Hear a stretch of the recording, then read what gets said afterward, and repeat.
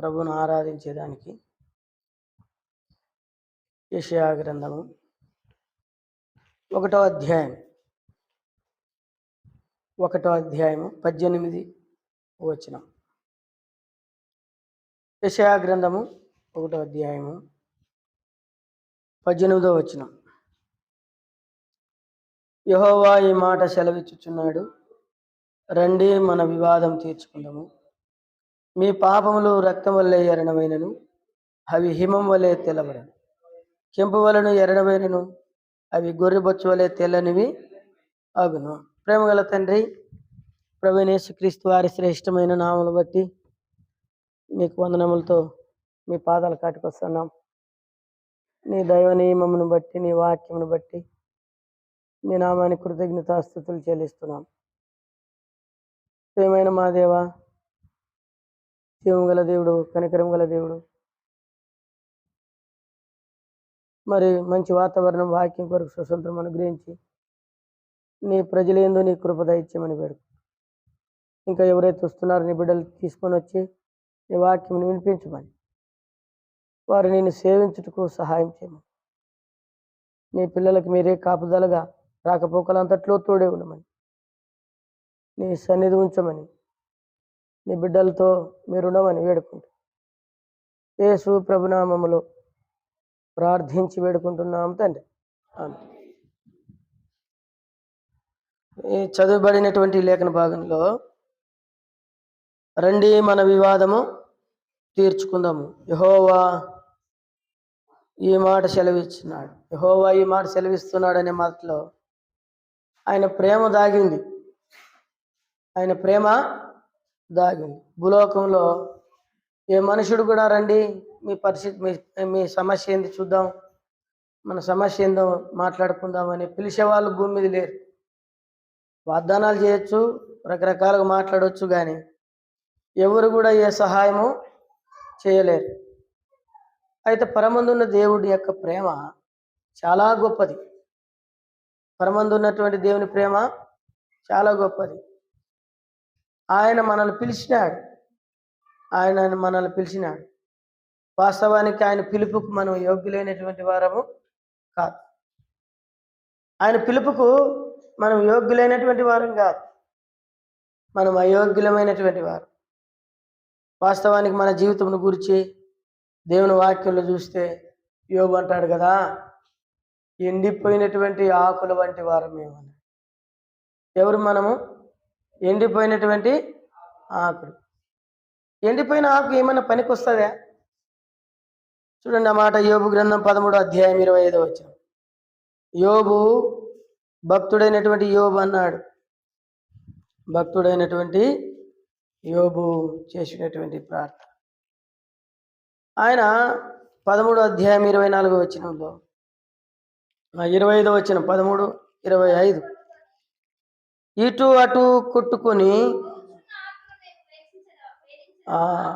అటు కొట్టుకొని పోచున్న ఆకులు నీవు వేధించేదవా, ఎండిపోయిన చెత్తను తరిమి. ఇటు అటు కొట్టుకొని పోయే ఆకు. మానవ జీవితం ఎటువంటిదంటే ఆకు వంటిది. అంతలో కనపడి అంతలో మాయమైపోయేటువంటి ఆవిరి వంటిదే కాదు, ఆకు వంటిది కూడా. ఈ ఆకు ఎండిపోతుంది. గాలి తగిలితే ఎక్కడ పోతుంది? గాలి తగిలితే కొట్టుకొని పోతుంది. ఇటు అటు దుమ్మును చూడండి. ఎండిపోయిన ఆకులు గాలి వచ్చినప్పుడు ఏం చేస్తుంది? గాలి ఎక్కడ తిరిగితే అక్కడ తిరుగుతాయి, గాలి ఎటుపోతే అటుపోతాయి. కాబట్టి ప్రియమైన వాళ్ళారా, దేవుని వాక్యంలో ఈ విధంగా మాట్లాడినాడు యోబు. నేను ఎండిపోయినటువంటి ఇటు అటు కొట్టుకొని పో ఆకు వంటి వాడిని, ఎండిపోయినటువంటి చెత్త వంటి వాడిని. కాబట్టి ఇలాంటి మానవుని ఏ కొసాను కూడా మనకు పచ్చదనం అంటే జీవితం లేని మానవులం. అయితే ప్రభు మనల్ని ప్రేమిస్తూ ఉన్నాడు. ప్రభు మన యందు దయదలుస్తున్నాడు. ప్రభు మన ఎడల వాత్సల్యము చూపుతూ ఉన్నాడు. అందుకనే చూడండి, యెషయా గ్రంథంలో ఇంకా కొంచెం మాట 5వ అధ్యాయం 24వ వచనంలో. యెషయా గ్రంథం 5వ అధ్యాయం 24వ వచనం. ఆ, ఉమ్, ఉమ్, ఉమ్, ఉమ్. చూడండి, మనం ఇంకా కొంచెం లోపలికి వెళ్తే అక్కడ రాయబడింది, పరిశుద్ధ దేవుని యొక్క ఇశ్రాయేలు పరిశుద్ధ దేవుని వాక్కును తృణీకరించదు కాబట్టి అగ్ని జ్వాలలు కొయ్యి కాలు కాల్చివేయినట్లు ఎండిన గడ్డి మంటలు భస్మమగునట్లు వారి వేరు కూలిపో. ఎండిన గడ్డి మంటలు ఏమవుతుందట? కాలిపోతుంది, భస్మమవుతుంది, బూడిదవుతుంది. కాబట్టి గడ్డి రాలిపోయేటువంటిది, గడ్డి కొట్టుకొని పోయేటువంటిది, అంతేకాదు ఆకు కాల్చివేయబడేటువంటిది, ఇదంతా కూడా భస్మమయ్యేటువంటిది. ఇది మానవ జీవితం. మానవ జీవితంలో ఇలాంటివి అనేకమైనటువంటివి ఉన్నాయి. మన బ్రతుకులే స్వల్పమైనటువంటివి. మానవ బ్రతుకే అంతలో కనపడి అంతలో మాయమైపోయేటువంటి జీవితాలు. కొయ్యి కాలం వంటిది. మీరు చేనుకు వెళ్ళినప్పుడు తొలకరి వర్షం వస్తేప్పుడు మొదటి ముంగారు శినుకులు పడేటప్పుడు పొలంలోకి పోయి ఏం చేస్తాడు రైతు? కొయ్యలన్నీ ఏరేసి చెత్తంతా ఒక దగ్గర కుప్ప చేర్చి, నేను మరసం కూర్చోయా, దగ్గర ఇక్కడ దూరం రా అసలు గడబెట్టు.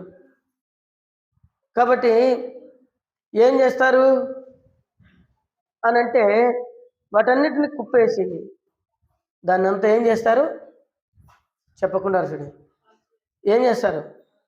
దాన్ని కాల్చివేస్తారు. అలాంటిది నా జీవితం అని పోల్చుకున్నాడు.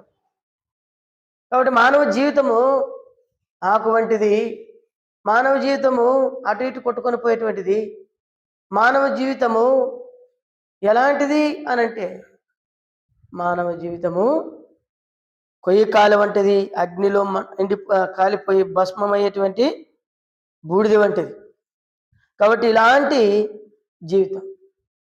ఇంకా భక్తుడు కీర్తనకారుడైన దావీదు అన్నాడు 31వ అధ్యాయం 12వ వచనంలో, 31:12 చదవండి. మరణమై స్మరణకు రాకున్న వాని వలె, ఆ పాపను పట్టుకోండి, దాన్ని గడుపునికి వస్తుంది. మరణమై స్మరణకు రాకున్న వాని వలె మరవబడి తిని. చూడండి ఇక్కడ 31లో ఆ మాట 12వ వచనంలో మనం చూస్తాం. ఓటి కుండ వంటి వాడనైతేని. ఏ కుండ అంట? ఓటిపోయిన కుండ. అందరు చెప్పండి, మన జీవితం ఎట్లాంటిది? ఓటిపోయిన కుండ. ఓటిపోయిన కుండ ప్రయోజనమైనదా? ఓటిపోయిన కుండలను ఏమని చేయగలరా? కాబట్టి మరలా జ్ఞాపకం రాదు. ఓటిపోయిన కుండను ఎవరు ఎంచుకోరు. అదే మానవ జీవితం. కాబట్టి ప్రియులారా, మానవ జీవితంలో, మానవ మనుగడలో, మానవుని యొక్క ఆలోచనలో ఓటిపోయిన కుండ వంటి వారం. మన బ్రతుకులే అలాగో ఎండిపోయిన గడ్డి వంటి వారం, ఎండిపోయిన ఆకు వంటి వారం. ఇంకా మనం ఎలాంటి వారం? గాలి కొట్టుకొని పోయేటువంటి వారం. ఇంకా ఎలాంటి వారం మనం? చెప్పండి, ఇంకా ఎలాంటి వారం? ఏం చెప్పరు చూడు. ఇంకా ఎలాంటి వారం? ఓటిపోయిన కుండ వంటి వారం. అంటే ఓటిపోయిన కుండలోకి ఎన్ని నీళ్ళు పోసినా అది నిండనే నిండదు. వినండి రా, వాక్యం వినండి రా. ఇక్కడ చూడండి, మనిషిని చూడండి, మీరు ఏమిరా.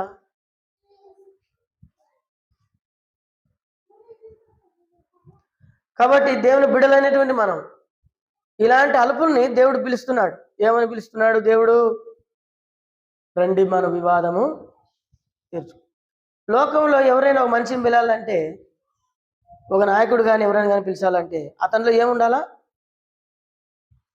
మంచి యోగ్యమైనటువంటి జీవితం ఉండాలి, అధికారం ఉండాలి, లేకుంటే డబ్బు ఉండాలి. లోకంలో రకరకాలమైనటువంటి పేరు ప్రఖ్యాతులు ఉండాలి. ఇవన్నీ ఉంటే ఏమని పిలుస్తారు మనల్ని? చెప్పండి. మనతో ఏదైనా మాట్లాడడానికి ఇష్టపడతారు. అయితే దేవుడు మనం పిలవడానికి మన బ్యాక్గ్రౌండ్ ఏమీ లేదు. దేవుడు మనల్ని పిలవడానికి మన బ్యాక్గ్రౌండ్ ఏమీ లేదు. మనం ఇలాంటి మనల్ని పిలిచామంటున్నాడంటే, రండి మన వివాదము తీర్చు. ఏ వివాదం ఉంది దేవునికి మనకు అనంటే, మీ పాపములు రక్తం వలె ఎర్రనమైనను అవి హిమం వలె తేలవు. పాపములు, ఈ పాపమును బట్టి నేను దూరమైనాను, ఈ పాపమును బట్టి నువ్వు ఎండిపోయిన జీవితం అయింది, ఈ పాపమును బట్టి నీకు ఈ దుస్థితి వచ్చింది. అయితే రా, నేను ప్రేమతో నేను పిలుస్తున్నాను, నేను ప్రేమతో నేను కరుణిస్తున్నాను. నీ పాపములు రక్తం వల్ల ఎర్రగా ఉన్నాయి. అయితే నీ జీవితము, నీ బ్రతుకును ఎవరు మార్చలేదు, నేను మార్చగలిగినాను. అందుకని ప్రియుడా రా. ఇప్పుడు ఏం చేస్తానంటున్నాడు దేవుడు అని అంటే, ఏం చేస్తాడంట? హిమం వలె ఎర్రనవైనను అవి ఎట్లయితాయంట? హిమం అంటే పరిశుద్ధతకు గుర్తు.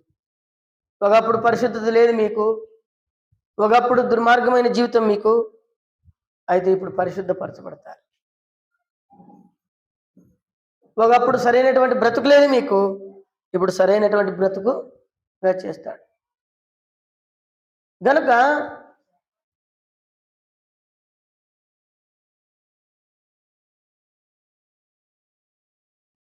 కాబట్టి దేవుని బిడ్డలైనటువంటి మనము తెలుసుకోవాల్సినటువంటి విషయాలు ఏంటంటే, మనకు మన బ్రతుకులో మన జీవితాల్లో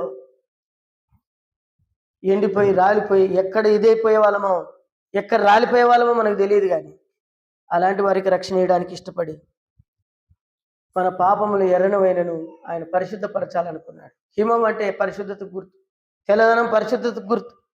కాబట్టి పరిశుద్ధత, పాప క్షమాపణ పొందిన జీవితాలతో రక్షణ పొందాలని దేవుని ఉద్దేశం. వాళ్ళే ఆరాధించాలా. అందుకని వేలుపులలో నీ వంటి అక్కడ రాయబడింది, వేలుపులలో నీ వంటి వాడెవడు అక్కడ రాయబడిన మాట ఏంటంటే, యెషయా నిర్గమకాండం 15వ అధ్యాయం 11వ వచనంలో వేలుపులలో నీ వంటి వాడు లేడు, నీతో సముడైన వాళ్ళు లేడు. పరిశుద్ధతను బట్టి నీవు నీతిమంతుడు. కాబట్టి దేవుడు పరిశుద్ధుడు, ఆయన పరిశుద్ధుడుగా మనల్ని కూడా పరిశుద్ధులుగా ఉండాలని ఏం చేశాడంటే, చూడండి కీర్తన గ్రంథం 96:9వ వచనం. 96:9 కీర్తన 96:9. పరిశుద్ధాలంకారమును ధరించుకొని యెహోవాకు నమస్కారము చేయడు. ఇది అర్థం అన్నమాట. అంటే రక్షించబడిన వారు, పరిశుద్ధ అలంకారం అంటే పాపాలు క్షమించబడిన వారు, బాప్తిసం తీసుకున్నవారు, వారు మాత్రమే ప్రభువుని ఆరాధించగలరు, వారు మాత్రమే ప్రభువుని స్తుతించగలరు, వారు మాత్రమే ప్రభు సన్నిధిలోకి వచ్చి సాగిలపడగలరు. కాబట్టి రండి మన వివాదం తీర్చుకుందాం. మీ పాపములు రక్తం వల్లైనను ఎర్రనవైనను ఏమైతావి? హిమం వలె తెల్లగా. పరిశుద్ధపరచబడినటువంటి వారమైన. అందుకని ఈ పరిశుద్ధత, ఈ నీతి ఎవరి నుండి వచ్చిందంటే దేవుని నుండి వచ్చింది. వాస్తవానికి మన బ్రతుకులు ఎక్కడ రాలిపోయేది తెలియదు. మనం ఎక్కడ రాలిపోతామో, మనం ఎక్కడ ఇబ్బంది పడతామో, ఎక్కడ ఎత్తిపోతామో మనకు తెలియదు. కాబట్టి దేవుని పిల్లలమైనటువంటి మనము ఈనాడు బ్రతికి బట్టగట్టగలుగుతున్నామంటే దేవుని యొక్క దయ. అంతేకాదు ఆయన ఇచ్చినటువంటి రక్షణ గొప్పది, అది పరిశుద్ధ జీవితానికి సూచనగా ఉంది. కాబట్టి ఎవరైతే రక్షణ, పాప క్షమాపణ పొంది రక్షించబడి బాప్తిసం తీసుకున్నారో వారు ఆరాధన చేయాల్సినటువంటి సమయం. ప్రభువా నా బ్రతుకును కాపాడు. మన కండ్ల ముందే రకరకాలమైన జనములు, రకరకాలమైన ప్రజలు రాలిపోతూ ఉంటారు. నిన్ను చూసిన మంచి ఈరోజు లేదు, ఈరోజు చూసిన మంచి రేపు లేడు. ఏనాడు ఏమి సంభవిస్తుందో మనకు తెలియదు. అందుకని గడ్డి వంటి వారము, ఓటిపోయిన కుండ వంటి వారము, రాలిపోయిన ఆకు వంటి వారము, ఇలాంటి బలహీనులైనటువంటి మనల్ని దేవుడు కనుక చూపించినాడు, దేవుడు దయ చూపించినాడు, దేవుడు మన ఎడల వాత్సల్యం చూపుతూ వచ్చినాడు. అందుకని ప్రియులారా, పరిశుద్ధ అలంకారం పరిశుద్ధపరిచినాడు. మొట్టమొదటిది కదా, 1 కొరింథీ పత్రిక ఒకటో అధ్యాయము 31 వచనం. 1 కొరింథీ 1:31. అతిశయించువాడు ప్రభునందే అతిశయించుకోవాలని వ్రాయబడినది నెరవేరినట్లు దేవుని మూలముగా ఆయన మనకు జ్ఞానమును నీతియు పరిశుద్ధత విమోచన ఆయన దేవుని మూలముగా యేసుక్రీస్తు ప్రభువారే మనకు జ్ఞానమును నీతి పరిశుద్ధత ఆయన ద్వారా పరిశుద్ధపరచబడ్డాం గనుక మన వివాదం తీర్చడానికే యేసు ప్రభు ఈ లోకంలోనికి వచ్చి రండి అని పిలిచాడు. ఏ అర్హత యోగ్యత లేదు. ఏ ఎమ్మెల్యే కానీ మనల్ని పిలిచాలంటే దానికి యోగ్యత అర్హత ఉండాలి. అనేకమైన వాగ్దానాలు చేస్తారు కానీ మరల మన మాటను వినరు. కానీ ఏమి లేనటువంటి ఓటుపోయిన కుండవ జీవితం కలిగిన మనల్ని పిలిచి రండి మన వివాదము తీర్చు, మీ పాపములు ఎర్రనమైనను నేను హిమం వలె చేస్తాను. ఇది మొదటిది, దేవుడు పరిశుద్ధపరిచినాడు. రెండవది చూడండి, ఎక్కడే ఉంది, ఏమని రాయబడింది? యెషయా గ్రంథం 1:18. యెషయా గ్రంథం 1:18. కెంపు వలె ఎర్రనవైనను అవి గొర్రెబొచ్చు వలె తేలను. కెంపు వలె ఎర్రవైనను అవి గొర్రెబొచ్చు వలె కెంపు. కెంపు అంటే ఏంది? రాయ్. కెంపు అంటే ఏంది? రాయ్, రాక్. అయితే దేవుని బిడ్డలారా, ఈ కెంపు అయినటువంటి ఈ రాయి ఎలాంటి రాయి అంటే ఒకప్పుడు ప్రభువైన యేసుక్రీస్తుని అంగీకరించక మునుపు గరుకైనటువంటి రాళ్ళ. అది మన బ్రతుకు. ఎటు పడితే అట్టు మాట్లాడుతుంటాం. ఇప్పుడు కూడా దేవుని నమ్మినాం కానీ కొంతమంది అట్టే మాట్లాడుతుంటారు. ఆ నోరుకు అద్దు పద్దే ఉండదు. అవి మేము దేవుని నమ్ముకున్నాం కదా, ఇది మాట్లాడొచ్చా మాట్లాడకూడదా అనేటువంటి జ్ఞానము వివేకములు ఉండవు. అందుకనే మీరు ఒకప్పుడు గరుకైన రాయిని ఏం చేసినాడంటే కెంపుగా చేశాడు. గరుకైన రాయి దేనికి పనికిరాదు. అంటే దాని అర్థం ఏంటంటే, గరుకైనదంటే మన మాటలు గరుకైనవి, ఇతరుల్ని నొప్పి పెట్టే మాటలు, మన మాటల ద్వారా ఇతరులను నష్టపరిచే మాటలు. అంతేకాదు మన హృదయం కూడా కఠినమైనది. నేను ఇంతే, నేను తను చెప్పు, నేను ఇంతే, నేను ఇట్టే మాట్లాడతా అని మాట్లాడినటువంటి గరుకైనటువంటి జీవితాలు. మరి ఇలాంటి వాళ్ళని దేవుడు ఏమన్నాడంటే, నేను నిన్ను కెంపుగా చేస్తాను. కెంపు అంటే అర్థమైంది? వజ్రం. కెంపు అంటే అర్థమైంది? వజ్రం కావాలంటే ఈ రాయి కొన్ని కిలోమీటర్ల లోతుకు వెళ్ళి అక్కడ వేడికి ఏం కావాలా? వేడికి ఏమవుతుంది? వేడై దాంట్లో ఒక మెరుపు వచ్చి స్టోన్గా మారుతుంది. ఇప్పుడు గరుకైనటువంటి రాయే అది మార్చబడింది, దానిలో ఉన్న గరుకుతనం పోయింది. ఇప్పుడు వెలుగునిచ్చేదిగా ఎంతో విలువైనటువంటి రాయిగా మార్చబడింది. కాబట్టి దేవుడు ఏమంటాడంటే, నిన్ను నన్ను ఒక రత్నము వలె, ఒక రాయి వలె నేను మిమ్మల్ని చేస్తాను. చూసినావా? వాస్తవానికి మన బ్రతుకులు, మన జీవితాలు కూడా కఠినమైనటువంటి రాళ్ళ వంటి వారు. అందుకనే దేవుడు అన్నాడు, ఏమన్నాడంటే యెహెజ్కేలు గ్రంథం 11:29 నేను మీ కఠినమైన హృదయమును తీసివేసి మాంసపు గుండెను మీకు ఇస్తాను కదా, నూతన హృదయము, నూతన మనసు ఇస్తాను. మీలో నుండి ఏం తీసేస్తాను? చెప్పండి, ఏం తీసేస్తాను? కఠినత్వం. చూడండి ఆ మాట యెహెజ్కేలు గ్రంథం, రాతి గుండెని తీసివేసి మాంసపు గుండెని ఇస్తానన్న. కానీ చాలామంది మనల్ని అనేవాళ్ళు, వీడు పెద్ద మొండోడయ్యా, ఏం పెద్ద మొండిదయ్యా, ఎంత చెప్పినా అయినారయ్యా, వాళ్ళ కఠినమైన మనుషులు అన్న వాళ్ళు ఏడ మారుతారు. మనం అంటుంటాం కదా, కొంతమంది భర్తల్ని గురించి భార్యలు చెప్తారు, ప్రార్థన చేద్దాం లేమ్మా అంటే, లేదు లేన్నా ప్రార్థన చేసినా కూడా మారడన్నా ఇంకా అని ఎత్తేస్తారు. సరే, ఆ రాతి గుండె మాంసపు గుండెగా చేస్తానని ఎందుకన్నాడంటే, మీకు ఒక మాట చెప్తా, రాయి మీద ఎన్ని టన్నులు నీళ్లు పోసినా రాయి ఏమైనా పగులుతుందా? పగులుతుందా? పగులుతుంది. ఎట్లా పగులుతుంది తెలుసా? ఒక గిన్నెలో లేదా ఒక దాంట్లో నీటి చుక్క రోజు పడే దగ్గర రాయి పెడితే రోజు నీటి చుక్క పడి ఏమవుతుంది? రాయి ఏమవుతుంది? పగులుతుంది. ఒకరోజు పగలదు. ఎన్ని నీళ్ళని పోయి ఒకటే పారి పగలదు. కానీ రోజు నీరు చుక్క పడితే బండ ఏమవుతుంది? తగ్గుపడిపోతుంది. బండ ఏమవుతుంది? రంధ్రం పడిపోతుంది. దాన్ని చూసినప్పుడు ఏమంటామంటే ఇక్కడ నీళ్లు చుక్క కారి కారి కదా. కాబట్టి నీరుకి ఆ శక్తి ఉంది, బండను పగలగొట్టేటువంటి శక్తి ఉంది. నీ జీవితంలో కూడా, నా జీవితంలో కూడా, మరి ఈ లోకంలో చూసి మన కండ్లతో చూసేటువంటి నీటికి ఆ శక్తి ఉన్నప్పుడు వాస్తవానికి నీటికి ఏం బలం లేదు కదా. ఆ నీళ్లు బండను బద్దలు చేయగలిగితే దేవుడు నిన్ను నన్ను మార్చట్లు అతిశయోక్తి లేదు. ఆశ్చర్యపడాల్సినటువంటి విషయం ఏమి కాదు. మానవుల జీవితము మాంసపు గుండెగా మారుస్తాడు. ఎంత కఠినాత్మలకైనా ఒక దినము, సమయము, ఒక పరిస్థితులు వచ్చినప్పుడు మనసు అంతా ఏమవుతుంది? మెత్తగా చేయబడుతుంది. ఆ దినమున దేవుడు నిన్ను నన్ను పట్టుకున్నాడు. అందుకని ఇప్పుడు ఈ మెత్తది అయినటువంటి ఈ రాయి, బలము లేనటువంటి ఈ రాయి, ఈ గరుకైనటువంటి ఈ రాయి దేవుడు ఏం చేసినాడంట? చెక్కుముక్కు రాయిగా చేశాడు. చూడండి ఒక మాట, ద్వితీయోపదేశకాండం 32వ అధ్యాయం 32:13. 32 ద్వితీయోపదేశకాండం 32:13. ద్వితీయోపదేశకాండం 32వ అధ్యాయము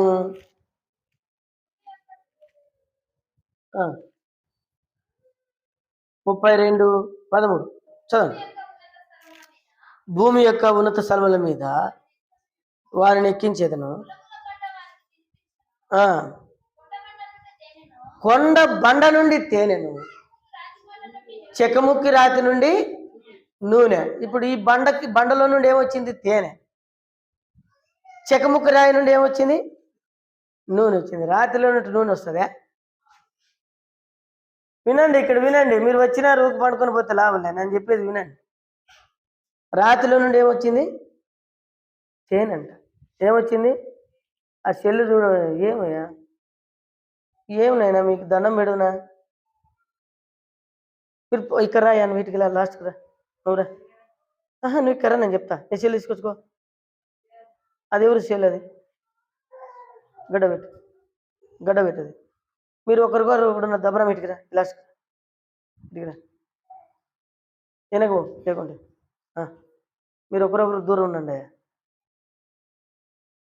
కాబట్టి రాయి, ఈ రాయిలో ఏమొస్తా ఉంది? రాతిలో నుండి తేనె వస్తూ ఉంది.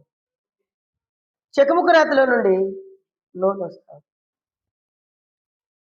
చూడు, దేవుడు ఎంత మధురమైనటువంటి వాడంటే, ఎంత గొప్ప దేవుడు మన దేవుడు అని అంటే, ఆ దేవుని గొప్పతనము అసమానమైనటువంటి గొప్పతనం. కఠినాత్మంలో దేవుని వాక్యం పనిచేస్తుందంట. తేనె అంటే ఏం గుర్తు? తేనె దేనికి గుర్తు? ఇక్కడ చూడండమ్మా, మీ మనసులో ఏమైనా ఇంటికాడ మటన్ పెట్టొచ్చినారా? ఇక్కడ చూడండి, ఏం గుర్తు? తేనె దేనికి గుర్తు? వాక్యము పనిచేసింది. ఇలాంటి కఠినమైన మనసులో ఏం కనపడుతుంది? దేవుని వాక్యం. దేవుని వాక్యం ఉందంటే భయం ఉంది. దేవుని వాక్యం ఉందంటే భయం ఉంది. భయం లేదంటే వాక్యం లేదు. చాలా మంది బాప్తిసం తీసుకొని రక్షించబడి బాప్తిసం తీసుకుంటారు, కానీ కఠినమైనటువంటి హృదయం ఉంటుంది, కఠినమైనటువంటి గరుకైనటువంటి జీవితం ఇంకా ఉంటుంది. అందుకనే తేనె రావడంలే, మన నోట్లో నుండి తేనె రావడంలే, తీపికరమైన మాటలు రావడంలే. అందుకనే దేవుడు చూసినప్పుడు మధురమైన తేనె, జుంటె తేనె దారుల కంటే మధురమైనటువంటి మాటలు మన నోరు తెరిచినప్పుడు శ్రేష్టమైన మాటలు, విలువైన మాటలు, ఇతరులకు ప్రయోజనం కలిగించే మాటలు. ఇప్పుడు అలా మాట్లాడేవారిగా చేశాడు. తర్వాత ఇంకా కిందికి వెళ్తే ఇంకొక రాయి. ఏ రాయి అది? చెకుముకి రాయి అంటే దానికి ఏంది, దాని మూతి లేదు కదా. చెకుముకి రాయి అంటే అర్థమైంది, చెక్కబడని మొలవబడని రాయి. అదేం ప్రయోజనం రాదు. అది ఒక ఇంటికైనా రాయి పనికి రావాలంటే దాన్ని ఏం చేయాలి, ఉండాలి, బాగా తొలసాల.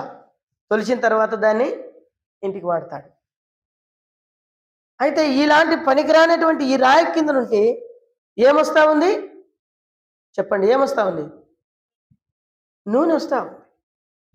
చూడండి, వాక్యమే కాదు, ప్రార్థించేటువంటి ఆత్మీయ జీవితాన్ని ఇచ్చాడు. రాయిలో ఏముంది? ప్రార్థన జీవితం ఉంది. నూనె దేనికి గుర్తు? ప్రార్థనకు గుర్తు, ఆత్మకు గుర్తు. కాబట్టి వజ్రముగా చేశాడు. ఇప్పుడు అందుకనే ఏమన్నాడంటే, ఏం చేస్తాను మిమ్మల్ని అన్నాడు? హిమం వలె చేస్తాను, కెంపు వలె నేను మిమ్మను.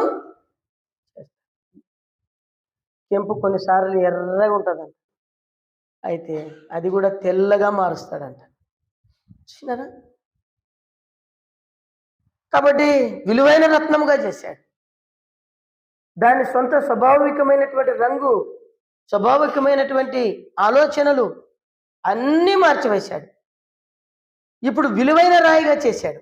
ఈ రాయిని చూసినంత దీన్ని విలువిస్తున్నారు. ఒక ఆయమ్మ జార్ఖండ్లోనూ ఇక్కడ గుజరాత్లోనూ ఏడ జరిగింది. ఒక ముసలామెకి ఒక రాయి, ఇంతలా రాయి దొరికింది. ఆయమ్మ ఏందో రాయి అని గుండ్రాయికి పెట్టుకుని దాన్ని ఏందో రాయి అనుకొని గుండ్రాయి అన్ని దంచేకి, బెల్లం దంచేకి అన్ని దంచేకి పెట్టుకుంది, ఎల్లిపాయ దంచేది అన్ని దంచేకి పెట్టుకుంది. ఇంకా అన్ని కాలం అయిపోయింది, సగం కాలం అయిపోయింది మాకు. ఇప్పుడు ఏం చేసిందంటే, ఈ రాయి ఒక అది చిన్న గూడు లేకుండా దాంట్లో పాడేసింది. దాన్ని బయట పారేయకుండా దాంట్లో పారేసింది, నున్నని రాయి. అయితే అక్కడికి ఏదో సందర్భంలో ఎవరు నాయకులు వచ్చినారు.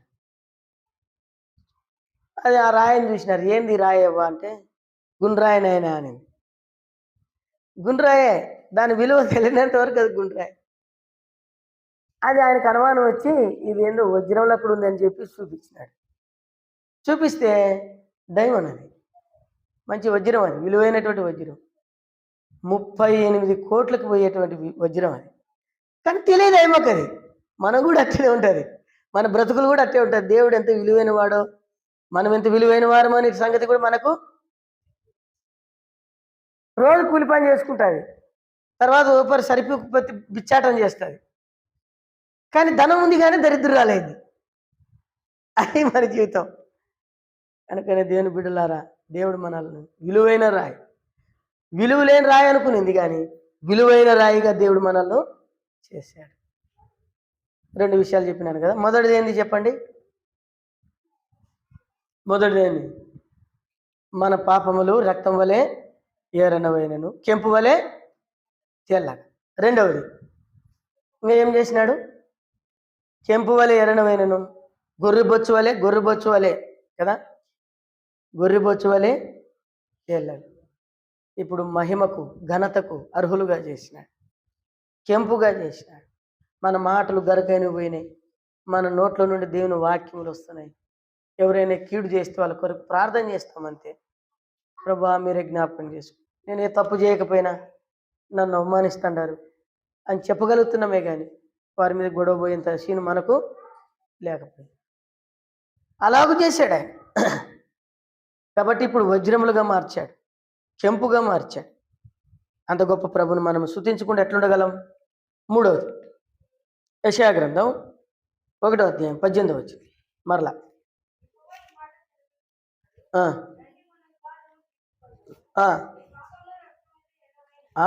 మీ పాపం వల్లే రక్తం వల్లే ఎర్రనవైనను,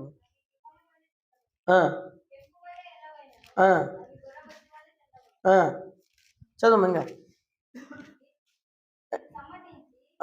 రెండవది కెంపు వలె చేశాడు. మూడవది అవి గొర్రెబొచ్చు వలె తెల్లవు. ఇక్కడ గొర్రెబొచ్చు అనేటువంటి మాటలో ఇంకొక పదం దాగింది. గొర్రెబొచ్చు అంటే అర్థం ఏంటంటే క్రీస్తు యేసు కలిగిన మనసు, క్రీస్తు యేసు కలిగినటువంటి మనసు. గొర్రెబొచ్చు అంటే అర్థం ఏంటంటే ఆయన మనసు. వినండి, ఆయన మనసు. మన మనసుకి ఆయన మనసుకి ఎంతో తేడా కదా. మన మనసు ఎలాంటిది? మన మనసుకి దేవుని మనసుకి ఎంతో డిఫరెన్స్ ఉంది. దేవుని మనసు వేరు. దేవుని మనసు ఎలాంటి మనసు? క్రీస్తు యేసు కలిగిన ఈ మనసును మీరు కలిగి ఉన్నాడు. ఆయన ధనవంతుడయ్యింది, మన కొరకు దరిద్రుడు ఆయన. ఆయన దేవునితో సమానుడైంది కదా. మనము మన పాపముల చేత చచ్చిన వారన్న సైతము అప్పుడు ఆయన ఏం చేసినాడంట? మన కొరకు తన ప్రాణమును ఇవ్వడానికి. అది ఆయన మనసు. యేసుక్రీస్తు ఎట్లాంటి మనసు అంటే, ఓ మాట చెప్తాను చూడండి. యేసుక్రీస్తు ప్రభు వారి మనసు ఒక మాట చెప్తాను రండి. యోహాను సువార్త 18వ అధ్యాయము 22 నుండి చదవండి. ఆయన మనసు చూడండి ఏం రాయబడిందో చూడండి. ఆయన మనసు, యేసు ప్రభు గురించి మనం ఆయన మనసుని గురించి చూద్దాం. చదవండి. ఆయన ఈ మాటలు చెప్పినప్పుడు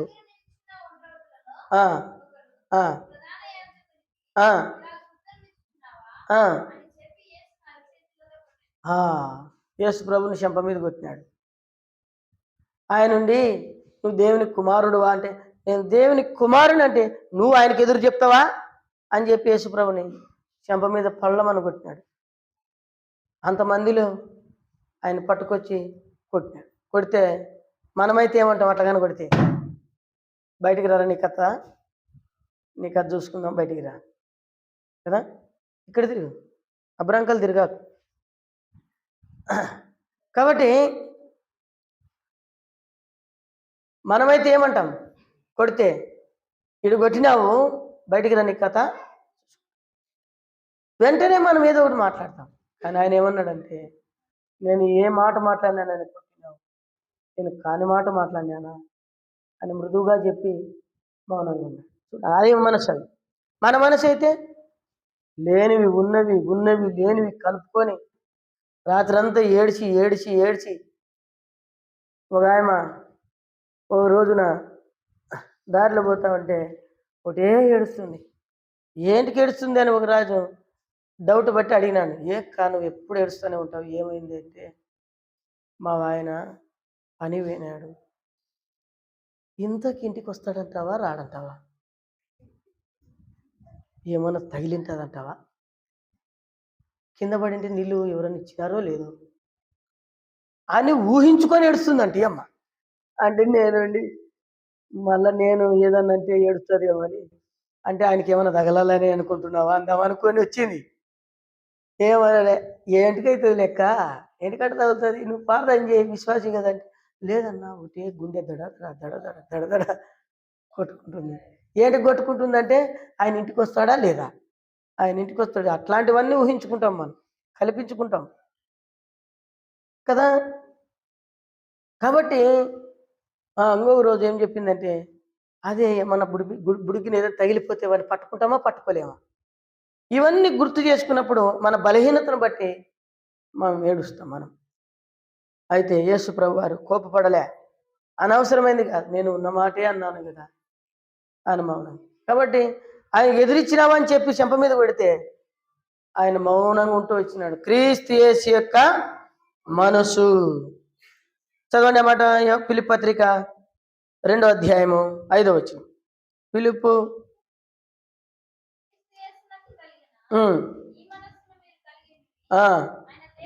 ఆయన దేవుని స్వరూపం కలిగిన వాడండి. దేవునితో సమానముగా విడిచిపెట్టకూడని భాగ్యం అని ఎంచుకోలేదంట. దేవునితో సమానంగా ఉండేటువంటి భాగ్యం ఎంచుకోలే ఆయన. కనుక దేవుని బిడ్డలారా, దేవుడు మేలైన కార్యములు చేసేవాడు. ఆయన మనసు క్రీస్తు యేసు కలిగిన ఈ మనసు. కానీ ఒక ఆయన సౌలు ఉన్నాడు, ఆయన మనసు ఎట్టుందో చూడండి. ఆయన మనసు 16వ అధ్యాయం 1 సమూయేలు గ్రంథం 10వ వచనం. ఆయన మనసు చదవండి. ఆయన మనసు ఎట్లుంది చదవండి. ఆయన మనసు ఎట్లుంది? 2వ సమూయేలు 16:8 10 చదవండి. 16:8 16:10 16:10 చదవండి. ఆయన మనసు ఎట్లుందో త్వరగా చదవండి, ఇంక ముగిస్తా, ఆరాధనలోకి వెళ్దాం. అందుకు రాజు, సిరియా కుమారులారా, నీకును నాకును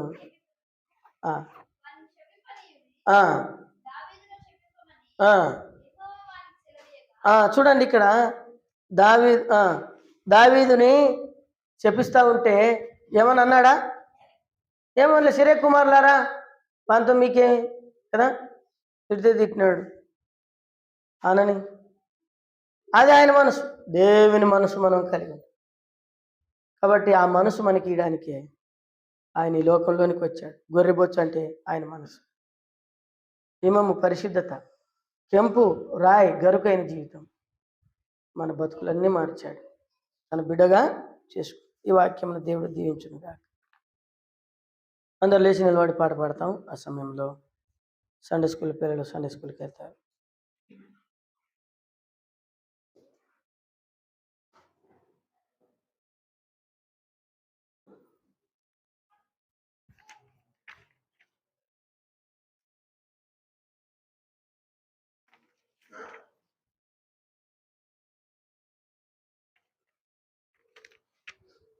మాట్లాడొద్దండి.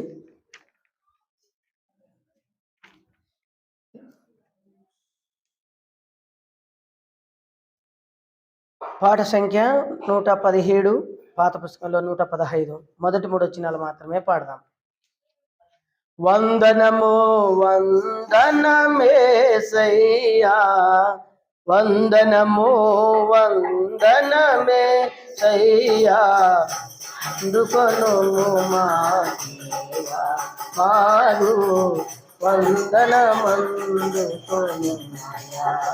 వందనము వందనమేసయ్యా, వందనము వందనమేసయ్యా, అందుకొను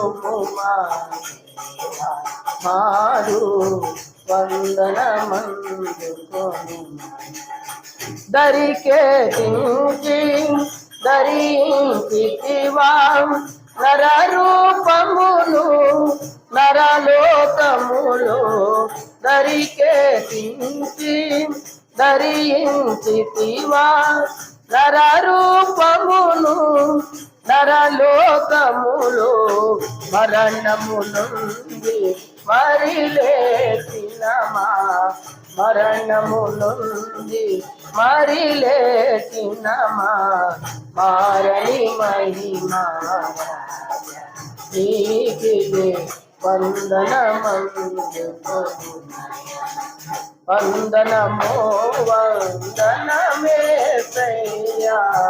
వందనమో వందనమేసయ్యా, అందుకొను మారు వందనమందుకొను. పాపిని చూచి ప్రేమను చూపి కరుణాకరముచే కల్వరి కడకు, పాపిని చూచి ప్రేమను చూపి కరుణాకరముచే కల్వరి కడకు నడిపించే కడ ప్రేమతో కడిగిన, నడిపించే కడ ప్రేమతో కడిగిన కన్నీటిని తుడచి ప్రేమతో కాటిలే. వందనమో వందనమేసయ్యా, వందనమో అందుకొను మారు వందనమందుకొను. ఉదయించితివా నన్ను ధరించితివా దారణ మరణము, ఉదయించితివా నన్ను ధరించితివా దారణ మరణము, దయదల చేత దారిద్రుని పిలచి, దయదల దారిద్రుని పిలచి ఏవా వందనము వందనమేసయ్యా వందనము వందనమేసయ్యా అందుకొను ఆడు వందనమందుకొను. కూర్చోండి. ముందుగా సండే స్కూల్ టీచర్ ఆరాధించండి. ఆ తర్వాత ఒక బ్రదర్ సిస్టర్ అట్లా ఆరాధించండి. అందరూ కలుసుకోండి. ముందుగా సండే స్కూల్ టీచర్, ఆ తర్వాత ఒక బ్రదర్ సిస్టర్ అట్లా ఆరాధించండి.